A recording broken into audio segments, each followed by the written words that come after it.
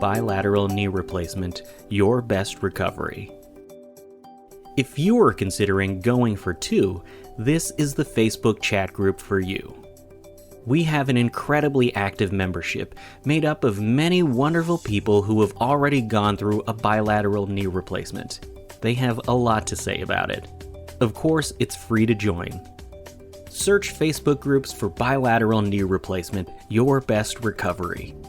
You are most welcome to join the conversation and make the most of your bilateral knee replacement surgery. Welcome to The Bee's Knees, a podcast full of articles, interviews, clinical studies, and advice about knee surgery, physical therapy, and life after knee surgery.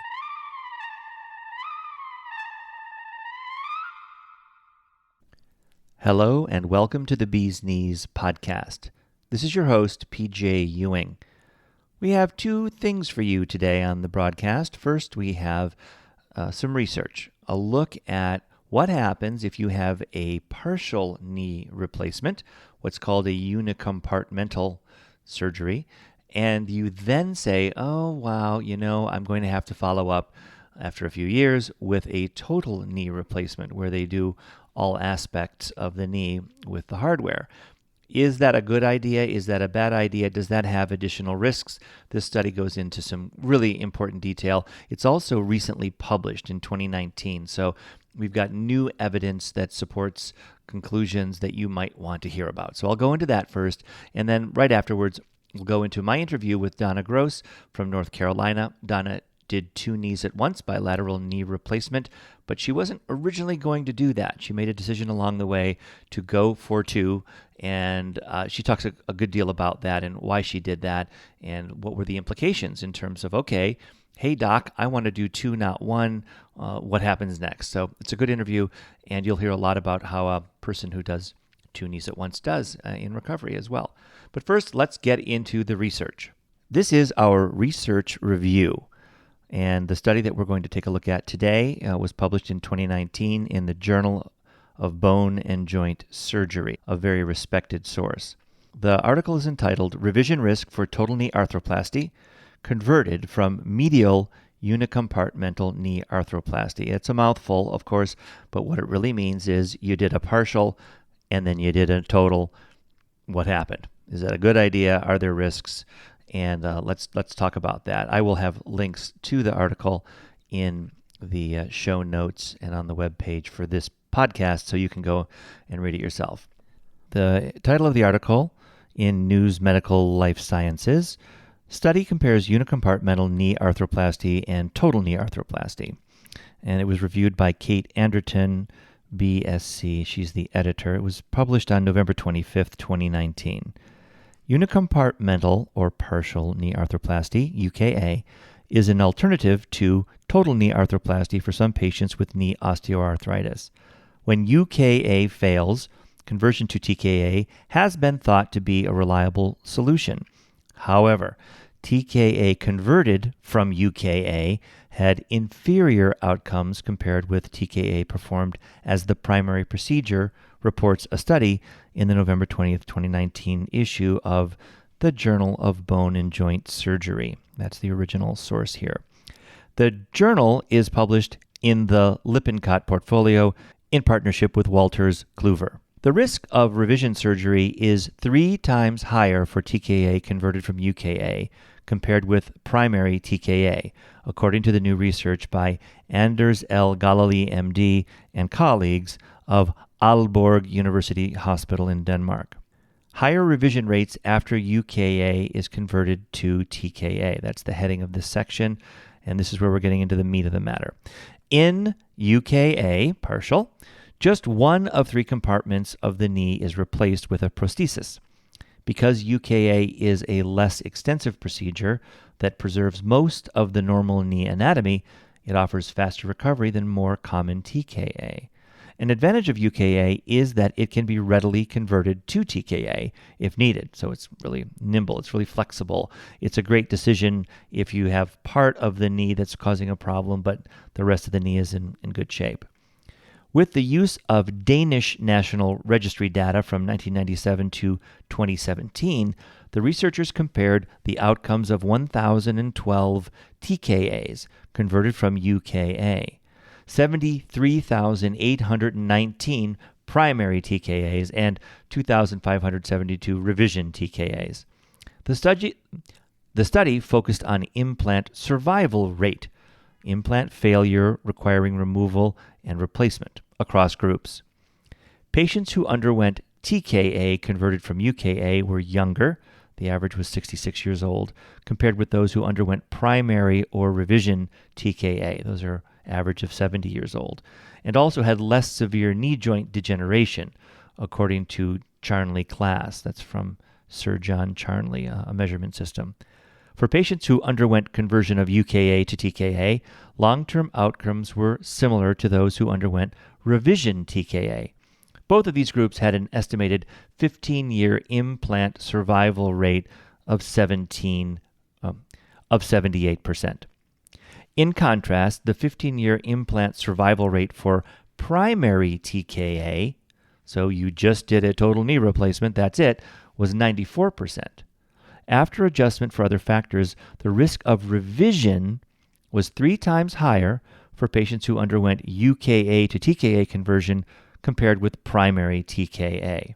I know there's a lot of initials going on here, but I think you get it, right?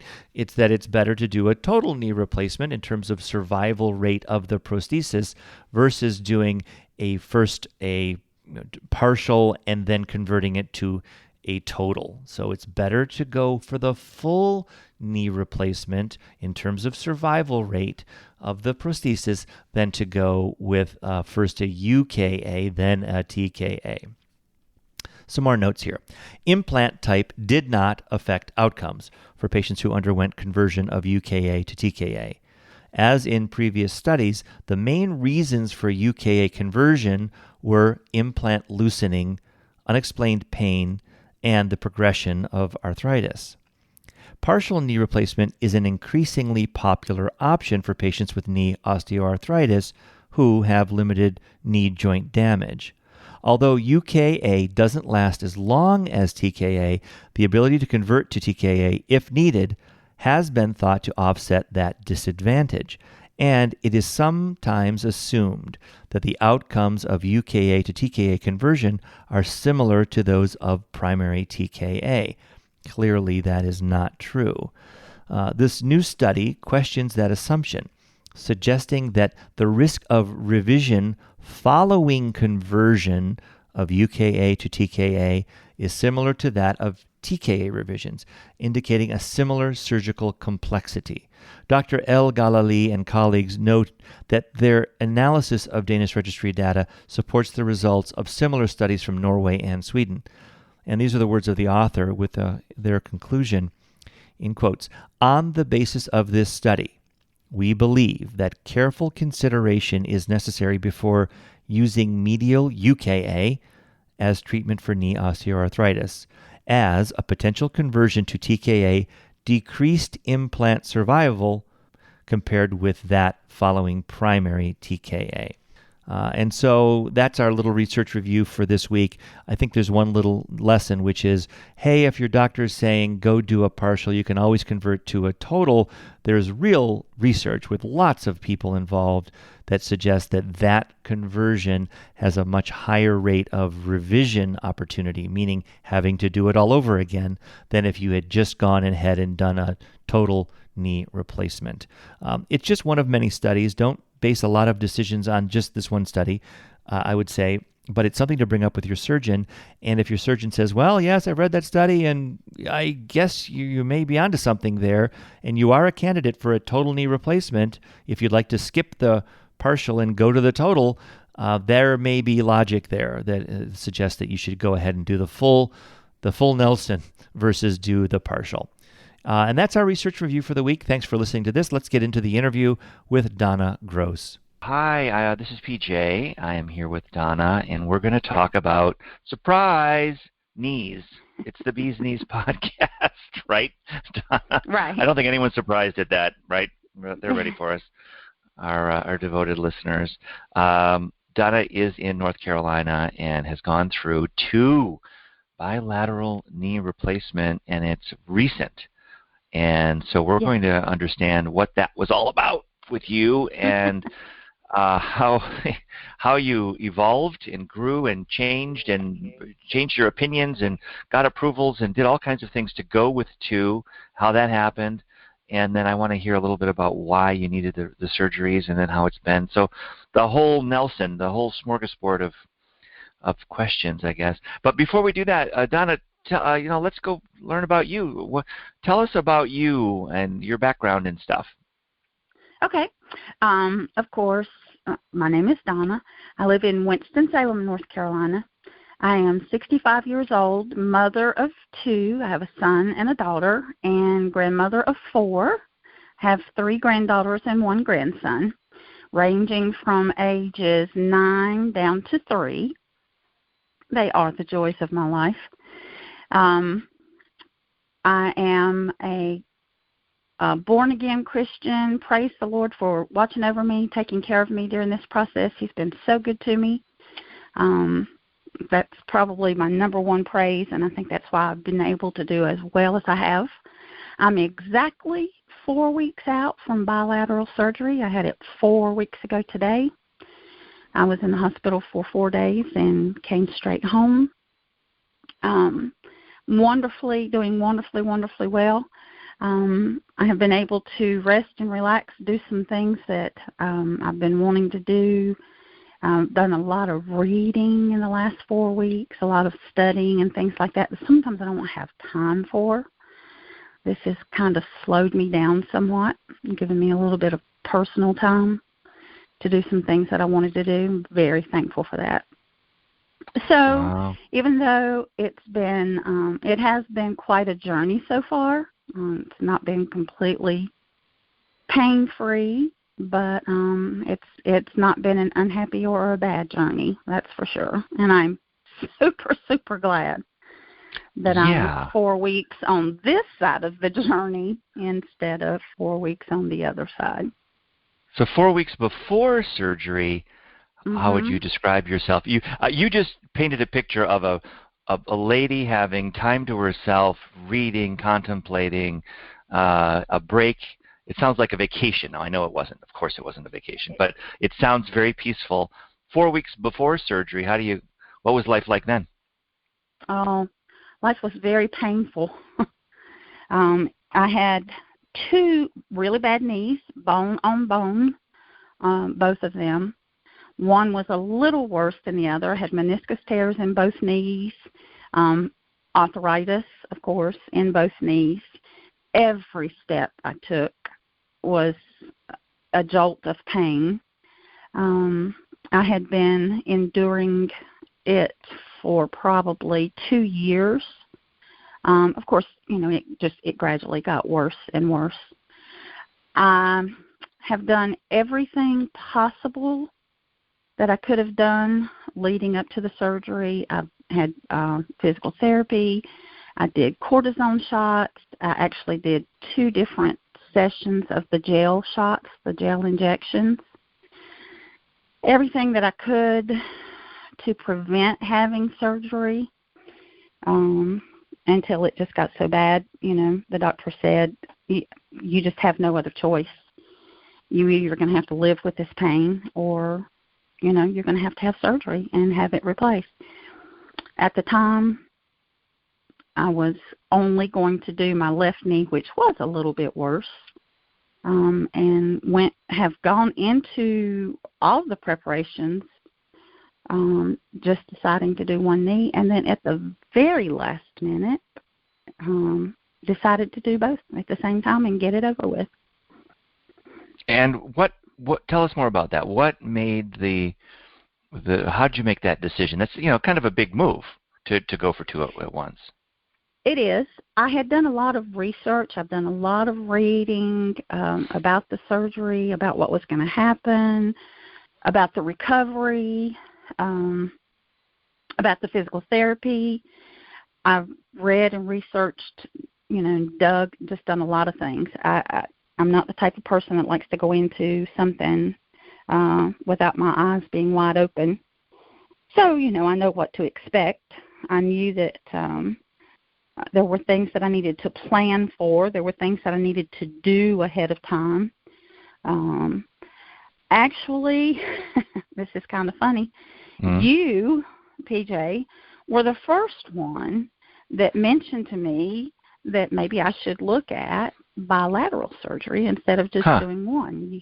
You in a conversation that you and I were having one time, you said, well, have you ever thought about doing both knees at one time? And it kind of opened my eyes a little bit because I never had even thought about it. And I said, no, not really. But after we hung up and I talked to my husband about it, and I thought, what do you think about this? Realizing, of course, that it would make a difference. I would need more help. I wouldn't have a good leg to stand on, so to speak. Yeah. And did a little bit more research then on the bilateral process.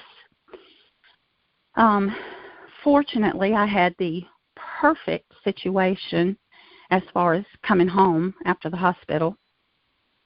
My mom lived with us for 10 years before she passed away earlier this year, and in our home, my husband had made her an apartment downstairs on the ground level of our home. So everything was already set up anyway. I mean, I have a handicapped bathroom and a bedroom and a little kitchenette, all on the ground floor. We have Perfect. 2 sets of steps, upstairs where we lived. But I knew that would work anyway. After doing more research and talking to my family, because I realized, like I say, I would be totally dependent for a little while on someone. I talked to all of my children and my husband. And then when I went to the doctor for my pre-op visit, I told the PA that I was speaking with, I want to do both legs. And he quite frankly said, no, we won't do that. And I said, well, I want to do both legs. I want to get it over with. I want to just go through this process one time. And he said, well, your surgeon will not do that. He doesn't do both legs at the same time. And so I just said, well, it's what I want. If I have to change surgeons, if I have to change practices, I want to do both legs at one time. I want to get it over with and do what I need to do and be well and not have to repeat the process in 6 months or a year. And so there at the very last minute, I'm talking the week before my surgery was scheduled, I switched surgeons. And it did happen to be within the same practice, and just decided to go on and do both knees and, like I say, get it over with.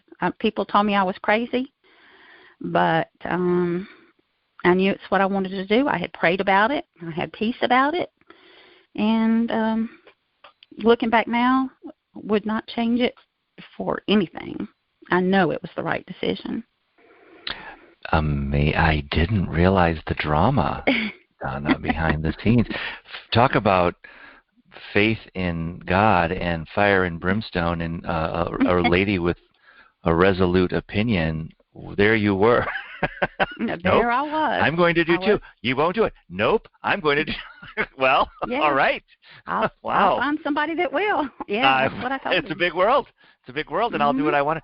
That's very bold, Donna. You're so mild-mannered. I didn't know you had such steel. You should have known better. It shows up when I need it.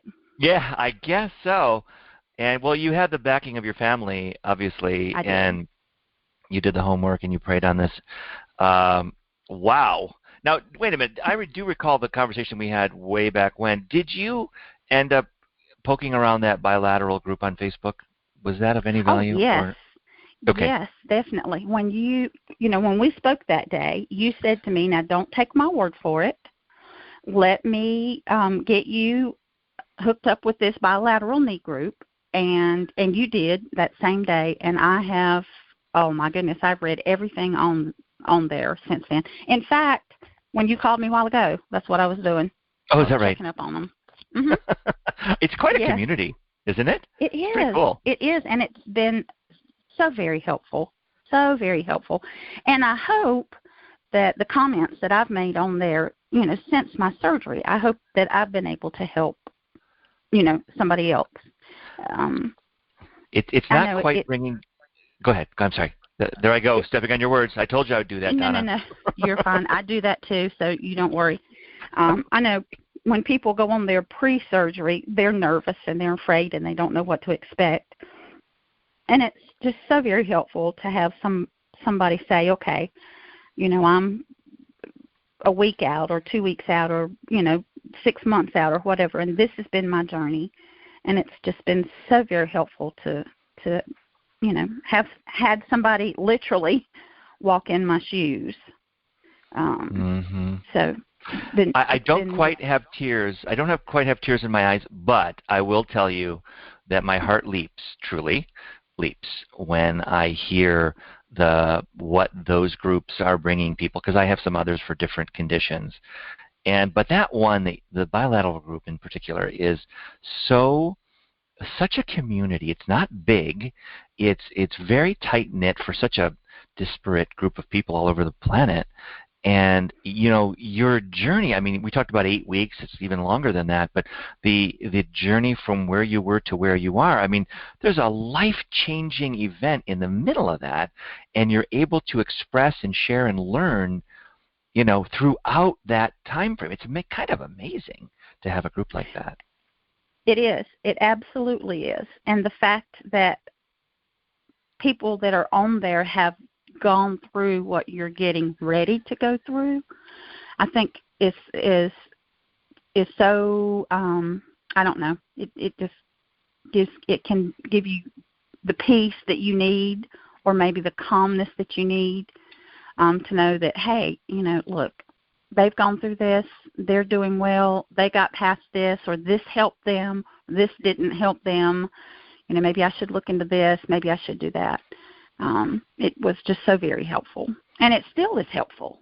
Like I say, I was just on it a while ago. I check it, 4 or 5 times a day. So. Well, they run their course, right? There's a moment where, and you're the kind of person, it sounds to me like you're going to want to be involved for a little while longer at least in helping the people following, and then you move into other phases of life, and it's not your big thing, right? But for however length of time you're participating in that group, this sort of itinerant, transient little place, I know that there'll be great value for others. Some stick around for years, just trying to be helpful. And they get to know people and become friends. And I know people, there are mentorships, and some people actually get on the phone with each other, and it's really a collaboration, and that's just taking it to the next level, which is beautiful. Right. I wish all the groups were quite as active as that one. That one is my star group, that bilateral group. Well, I can see why. Yeah. And I didn't expect it either. It's a great group. I started all these groups with the intention of just providing a forum, because I struggle with the fact that the people are not as educated as you by any stretch. They're blind walking into this surgery. They may have attended one class at the hospital, and that's kind of it. They're there, bone on bone, knee pain, let's get it done. That's the extent of their education. So, and some of them, thankfully not you, some of them pay for it. It just isn't going well, and they're in trouble and this kind of thing. So you're not in that category. All right, so what was your recovery? Tell us about post-surgery, the first 2, 3 weeks, 4 weeks. I mean, it's been 4 weeks since the surgery. What was that like? Let's talk about the pain, the challenges, how that went. Well, my recovery has been really good. I'll just start that way. Of course, not pain-free, but pain manageable. I was in the hospital for 4 days, in a wonderful hospital, by the way, Clemens Hospital here in Winston-Salem, through Novant. And I felt like I was in a 4-star motel. They took such great care of me. I mean, it was it was marvelous.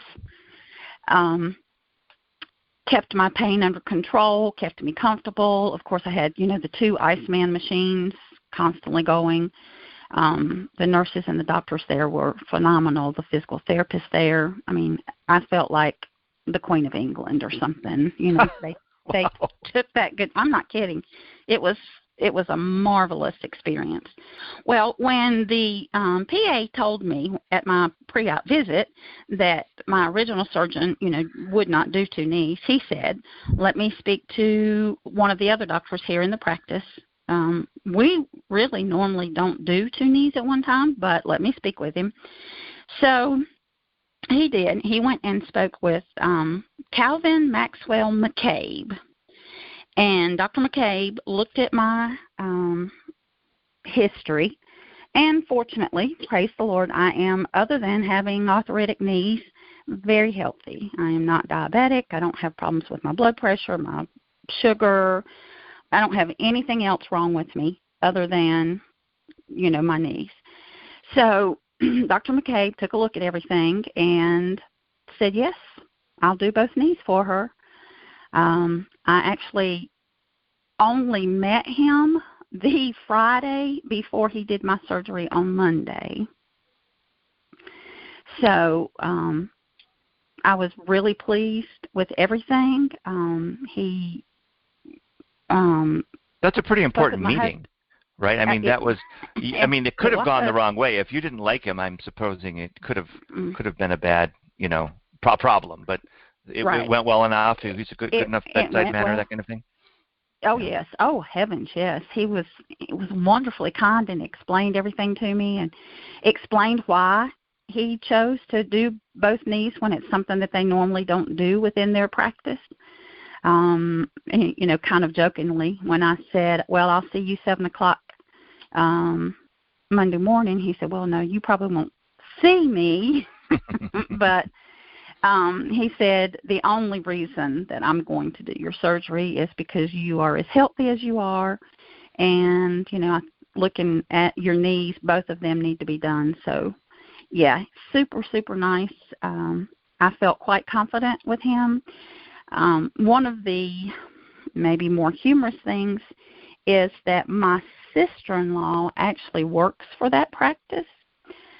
She was on vacation, and I called her and said, are you sitting down? And she said, oh, my goodness, yes.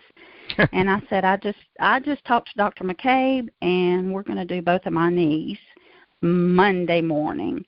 And she's like, what? Have you lost your mind?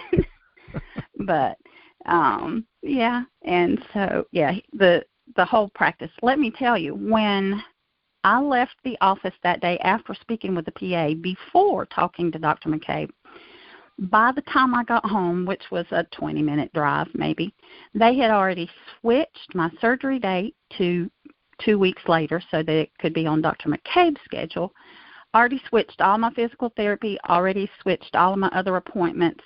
They took care of everything for me before I could even get home. Wow. I'm telling you, they were phenomenal and have been ever since. Wow. I can't say enough about the care I've gotten from them. Their concern, they're so nice. His PA, oh my goodness, phenomenal. Her name was Laura.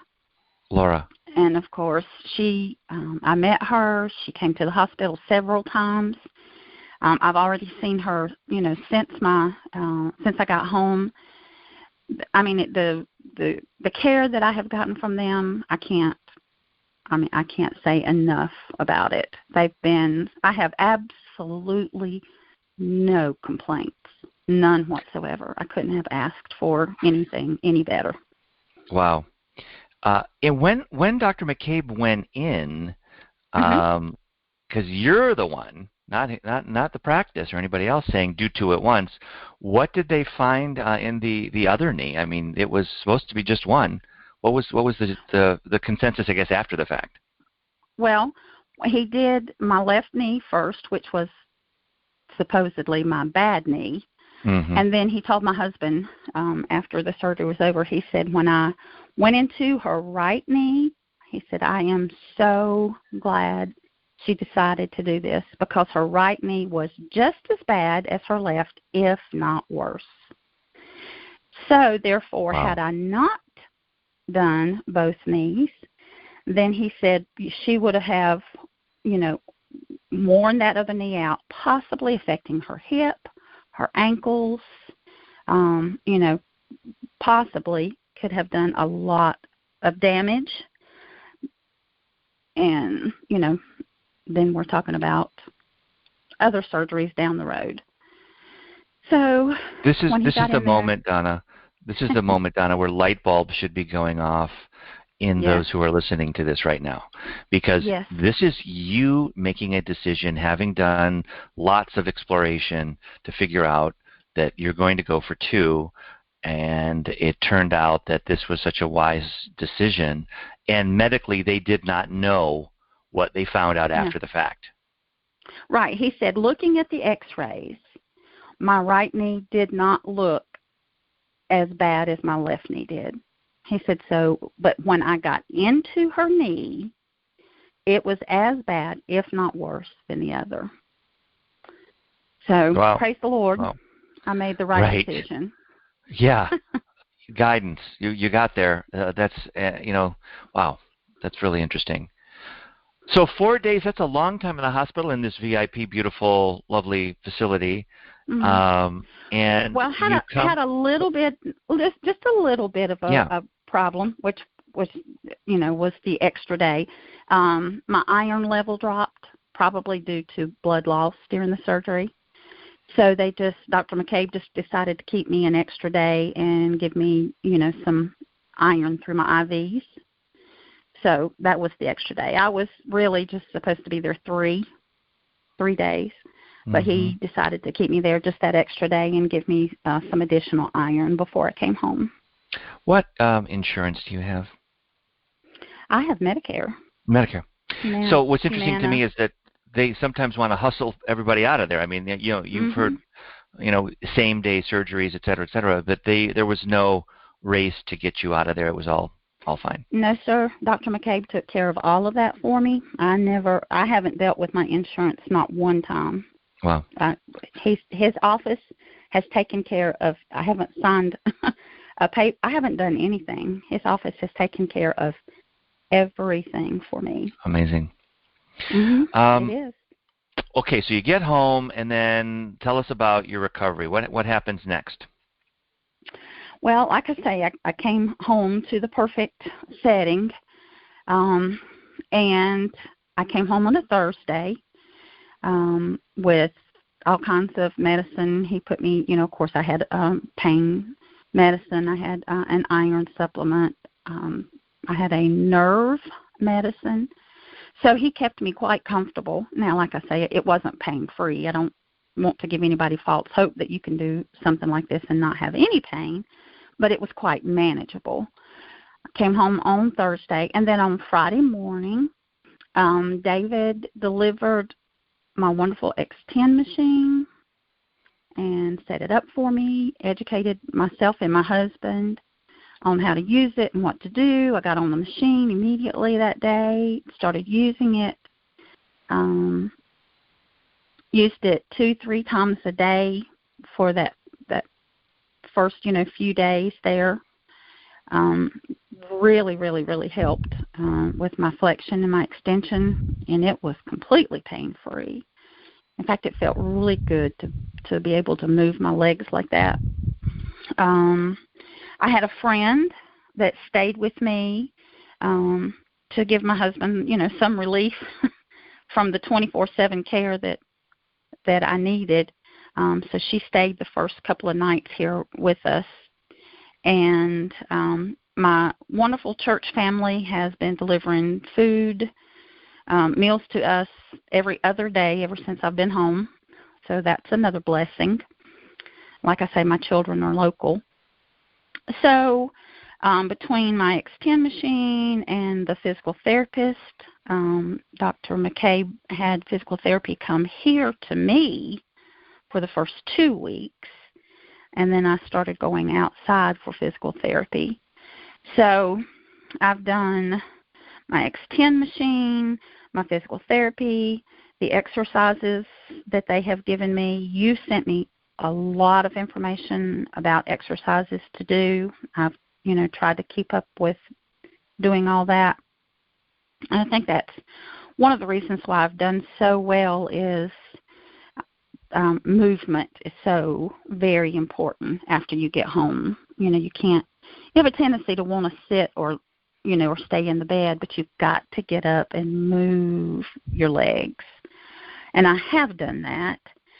So when I go to physical therapy now, the therapists are like, oh, my goodness, you are our star patient, because my flexion is at, 120 degrees and my extension is at 0. And, I'm walking with a cane now instead of a walker. And they're like, you are just our star patient. We wish everybody could be like you. Everybody could do as well as you are doing. So I feel successful.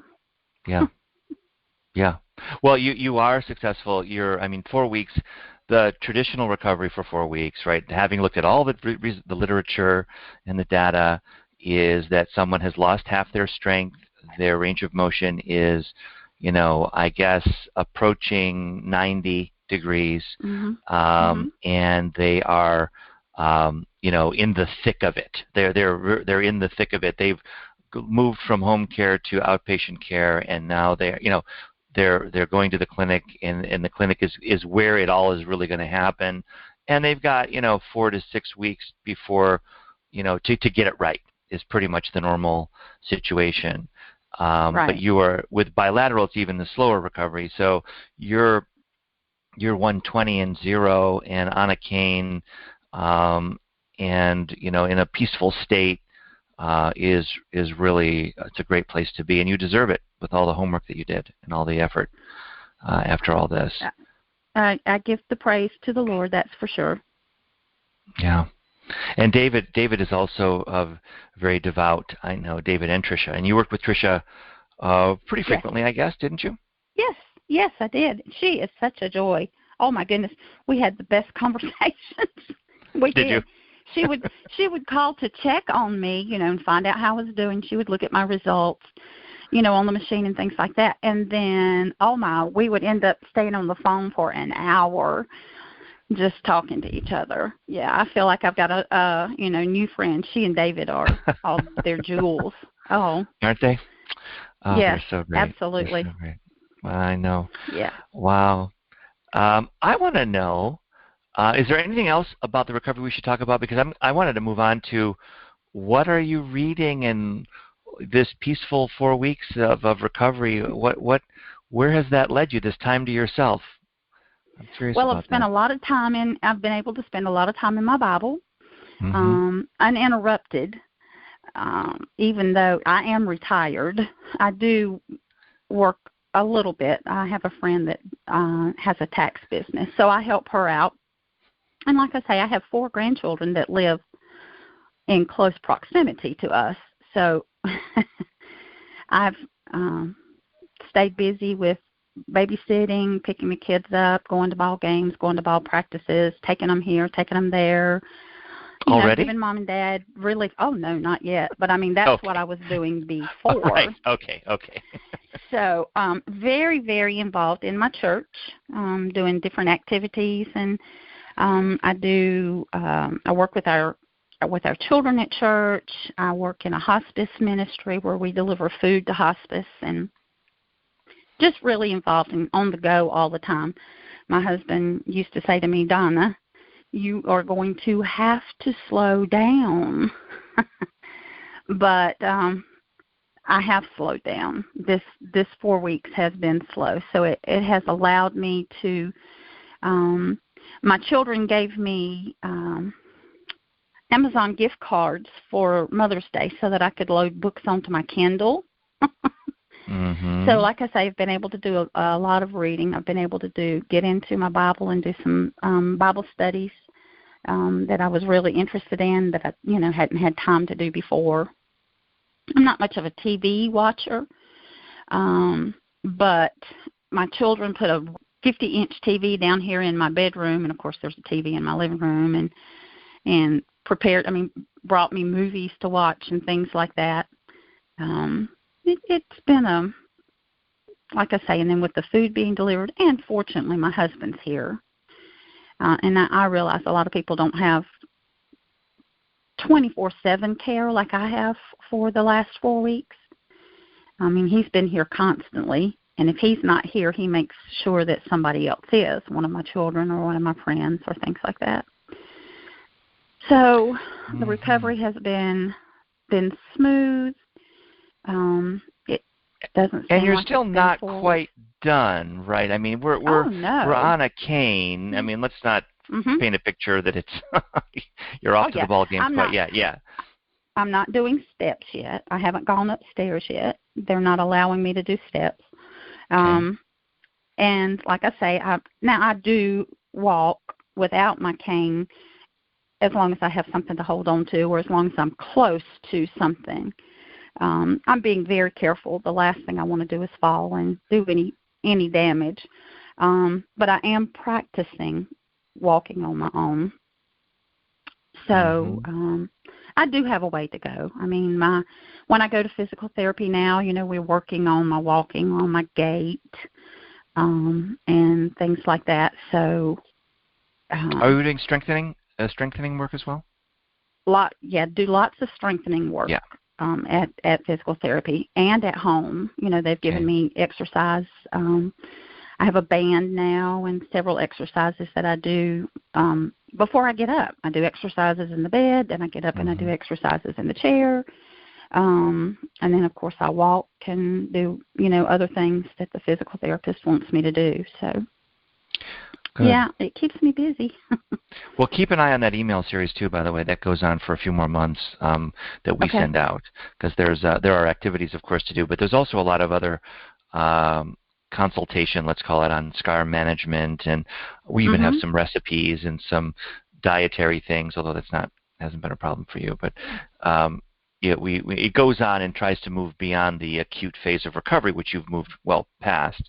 And, but it's 2 knees and it's 4 weeks. So I would say Donna is back, really back, between weeks 8 and 12. Let's call it, where you're like, oh, okay, no walker, no cane. I'm driving. I'm doing those things that you described earlier. You're actually, back into. So I'll give yourself another, Halloween is going to be fun, and then, Thanksgiving, and, you're off to back to yourself by Christmas, I'm sure. Right. Christmas is my goal. I realize, it is a slow process. I do kind of push myself sometimes, and I have a couple of times overdone it and have paid for it, and just had to back off for a day or two. But, reality is that this is not a quick process. It is going to take time. And, and actually I'm thinking that, this time next year, when I look back and I'm completely recovered and completely myself again, I'm going to look back on it as a year-long experience that's, been a good one and the right decision. Right. And when we did discuss this in July, August, and I said, just for sake of it, everybody in the Bilateral group on Facebook, 100% of them say they would do 2 again, and oh yes, I think that you'd be on that list. It sounds like. Oh, amen. There's no way that I would ever not do. I mean, this was one of the best decisions I've ever made. Wow. Ever. Wow. As much information as I had, and as much as I knew going into it, and as much as, like I say, as I researched it and everything, had I decided to do one knee, I think going back and doing the other knee would have been difficult, because I would have known then everything that I was going to have to go through, everything that my family was going to have to go through. This has not been just Donna's journey. This has been my family's journey. and it's it's taken time and effort and on their part and willingness to come and help me. So I'm glad that I don't have to put them through that again. So we're past that. Yeah. I don't think about that enough myself. I think about recovery and mechanics of recovery and the X10 program, and I think about you having to have the X10 there twice, which is twice the expense, and that's why my head is all there. When I'm talking to you in July, August, I should have been thinking, I should have thought that about these other factors, because they are just as important. You put the community through this twice or once. And, I've heard from a lot of people say, I can't face it. I'm putting that next one off as long as I can, because I just can't face the whole rigmarole again, in 3 months or 6 months or a year. And they then put off the other knee. And now they're not really there. They're one good knee, one bad knee. They're in between. And you just, you mentioned a year from now, sure, absolutely, you'll have almost forgotten that you had them done, because you're pain-free, walking around, all doing your life, Yes. Yeah. That's what I'm looking forward to, instead of having to go through this again. Yeah. And like I say, not so much for me, but like you say, I only had to go to the hospital one time. I only had to go to physical therapy one time. I only had to rent the machine one time. I only had to have my friends and my family help me one time. So it's definitely been the right choice. We're going to look up and wanted to do. Yeah, well, we're going to look up in Wikipedia, bilateral knee replacement, and there's a picture of you. Here I am. Any questions? Here I am. Yes. Let me help you. Let me help you decide. It is the right thing to do. Now, I do understand. I had almost the perfect, the perfect, I don't even know what to call it. My health is good. I realize that, my health is good. I had the right place to come home to. I did have the right help. I had the right circumstances. I found you. I found the X10. That's, it was perfect storm, if you want to call it that. And I realize everybody they don't have those blessings. They don't have those opportunities. But if there's any way they could work it out at all to do bilateral, it's just the best way to do it. I mean, there is pain involved, definitely, but there's pain involved regardless of whether you have one or two. So that was another thing. I'm a big baby when it comes to pain. I don't handle pain very well. So I thought, well, if I'm going to have to be in pain anyway from having one knee done, why not just get the pain over? What's the difference? Let's just get this over. Let's just do it one time and then not have to worry about pain again. I think for the person listening, that was another reason. To this, right? They just heard, another lightning bolt, another light bulb, whatever. You sound like the resolute, onward Christian soldiers. Damn the torpedoes. Yes. Yet you just said you don't like pain, and that's really interesting, because that's a physiological thing, the reaction to pain and tolerance. And I would have thought that she can take it. It doesn't sound like it. It sounds like no. I'm a big baby when it comes to pain. Yeah, my husband can testify to that. But I knew that there was going to be pain. It's not, but like I say, let's go on and get them both done and get it over with, so you don't have to go through the pain twice. So. Well, I think we did it, Donna. This has been really great. Is there anything we missed? Anything that you've been amazing? Anything else that you've wanted to say, or? I can't think of anything. Like I say,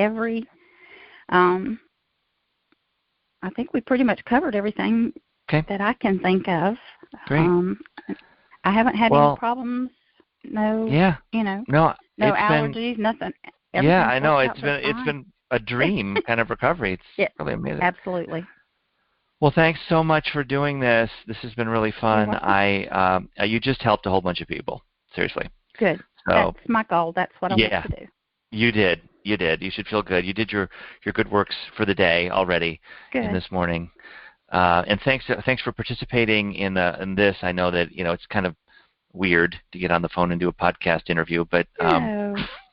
I'm glad you did. No, it's not weird to me at all. I was in the training department in a financial institution for 15 years. I did a lot of podcasts. I did a lot of online training. I did a lot of stuff over the phone.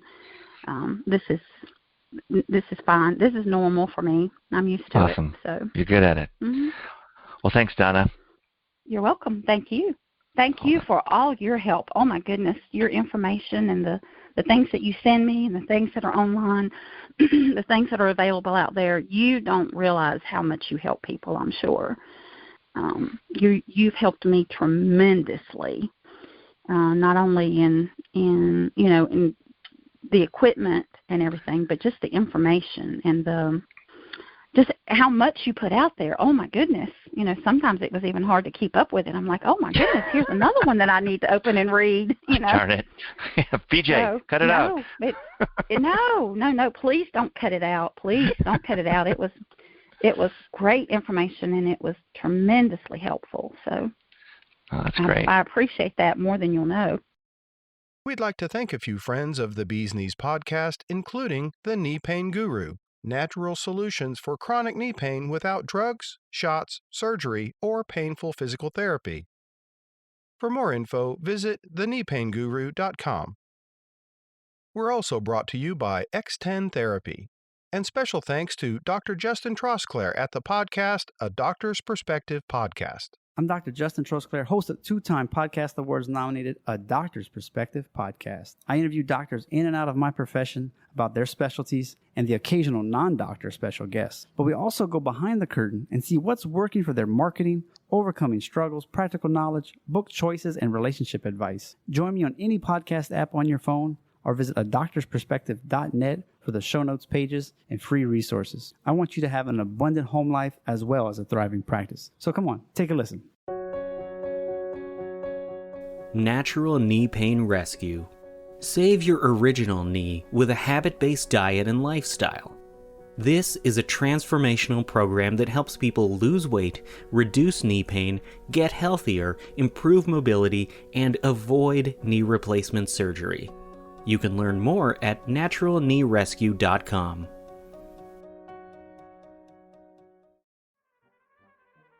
The Bee's Knees podcast comes to you from our studio in Lower Manhattan, New York City.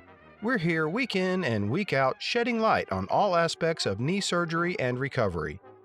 To reach us, send an email to thebeeskneespodcast@gmail.com.